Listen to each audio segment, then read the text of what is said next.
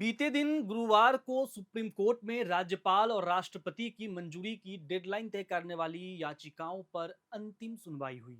इस दौरान chief justice B R Gavai और सॉलिसिटर जनरल तुषार मेहता के बीच तर्क वितर्क भी हुआ। अंत में सुप्रीम कोर्ट ने अपना फैसला सुरक्षित रख लिया। आइए सिलसिलेवार ढंग से जानते हैं कि अंतिम दिन कोर्ट के अंदर क्या क्या हुआ। तो सबसे पहले सुनवाई के दौरान सॉलिसिटर जनरल तुषार मेहता ने दलील देते हुए कहा कि अदालत गवर्नरों को किसी खास तरीके से निर्णय लेने का आदेश नहीं दे सकती। अदालत के पास यह अधिकार है कि वह पुराने फैसले को गलत बता सकती है, लेकिन इससे फैसले पर असर नहीं पड़ेगा। अगर उस फैसले को ही सही माना गया तो भविष्य में बड़ी संख्या में याचिकाएं अदालत में दाखिल होंगी और न्यायपालिका पर बोझ बढ़ेगा। इस पर जस्टिस सूर्यकांत ने कहा, हम यह नहीं कह सकते कि गवर्नर किस तरह फैसला ले, लेकिन इतना जरूर कह सकते हैं कि वे फैसला करें। वहीं जस्टिस बी आर गवई ने कहा कि अगर लोकतंत्र का कोई अंग अपने कर्तव्यों का पालन नहीं करता तो अदालत चुपचाप बैठी नहीं रह सकती। कोई भी ऊंचे पद पर हो, वह कानून से ऊपर नहीं है। अगर गवर्नर बिलों पर महीनों तक बैठे रहेंगे तो क्या अदालत मजबूर होकर हाथ धरकर बैठी रहेगी? दूसरी ओर केंद्र ने जो तर्क दिया कि न्यायपालिका पर बोझ बढ़ेगा, उस पर विपक्ष की ओर से वरिष्ठ वकील कपिल सिब्बल और अरविंद दातार ने आपत्ति जताई। दोनों वकीलों ने कहा कि राष्ट्रपति ने इस बारे में कोई सवाल नहीं पूछा है। ऐसे में सुप्रीम कोर्ट का इस मुद्दे पर विचार करना ही व्यर्थ है। जानकारी के लिए आपको बता दें कि इस मामले पर 5 जजों की बेंच ने सुनवाई की, लेकिन बेंच की अगुवाई मुख्य न्यायाधीश डीवाई चंद्रचूड़ के बदले chief justice B R Gavai ने की।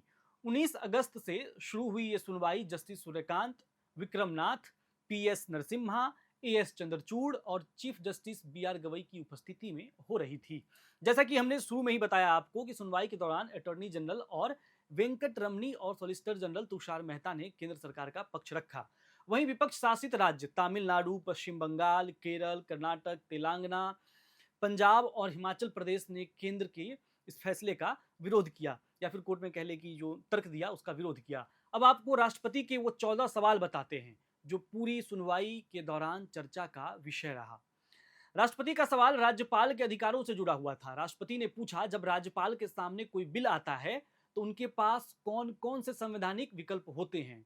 क्या राज्यपाल को फैसला लेते समय मंत्री परिषद की सलाह लेनी जरूरी है? क्या राज्यपाल के फैसले को अदालत में चुनौती दी जा सकती है?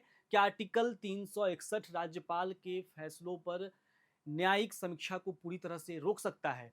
अगर संविधान में राज्यपाल के लिए कोई समय सीमा तय नहीं है तो क्या अदालत कोई समय सीमा तय कर सकती है?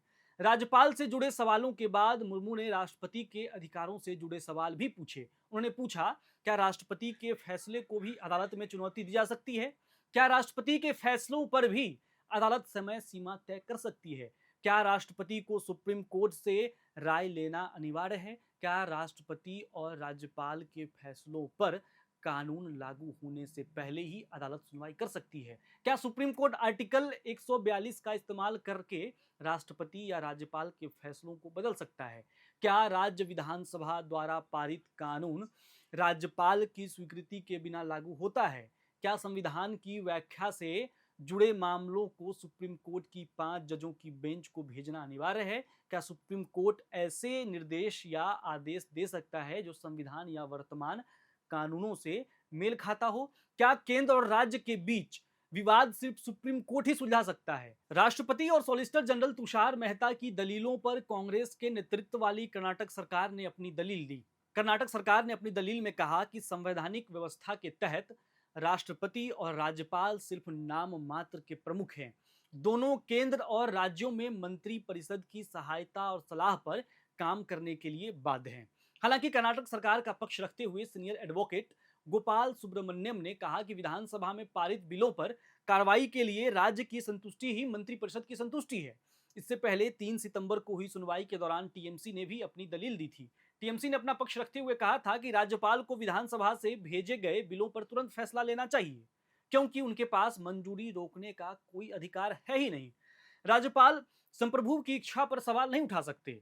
वहीं इन सभी दलीलों का जवाब देते हुए 10 सितंबर को हुई सुनवाई में सॉलिसिटर जनरल तुषार मेहता ने कहा कि 1970 से अब तक सिर्फ 20 बिल ही राष्ट्रपति के पास लंबित रहे हैं, जबकि 90% बिल एक महीने में पास हो जाते हैं। इस पर सीजेआई ने आपत्ति जताते हुए कहा कि केवल आंकड़ों से निष्कर्ष निकालना उचित नहीं है। राज्यों के लिए आंकड़े नहीं माने गए तो आपके भी नहीं माने जाएंगे। इन तमाम दलीलों और बयानों के बाद हुई आखिरी सुनवाई में कोर्ट ने अपना फैसला सुरक्षित रख लिया है।